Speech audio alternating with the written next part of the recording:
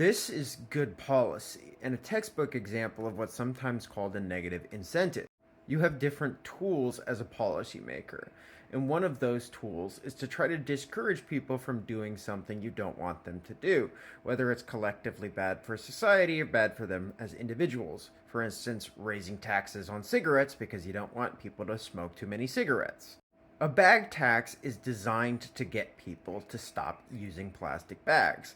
And you might think to yourself, 5 cents, that's nothing. People aren't going to stop using plastic bags. Except they will. I used to work in retail in California when they implemented a 10-cent charge on plastic bags.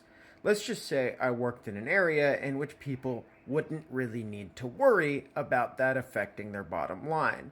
Yet, the number of people that I had come in who I told them bags cost 10 cents extra, and they said, I don't want to have to pay for bags, cannot be overstated.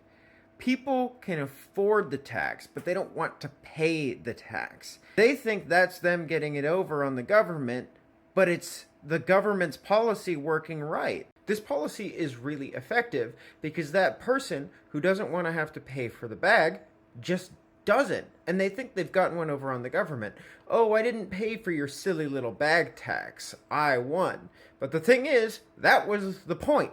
They don't want you to pay the tax. They want you to not pay for the bag because they don't want you to use the bag. It's such a simple policy tool, but it is so incredibly effective, and I think this is going to be very good for Richmond, even though I think there are plenty of people who already don't use plastic bags because of the environmental concern. This is just an extra push for the people who may not care so much about that environmental concern, but do care about not having to pay an extra tax to the government.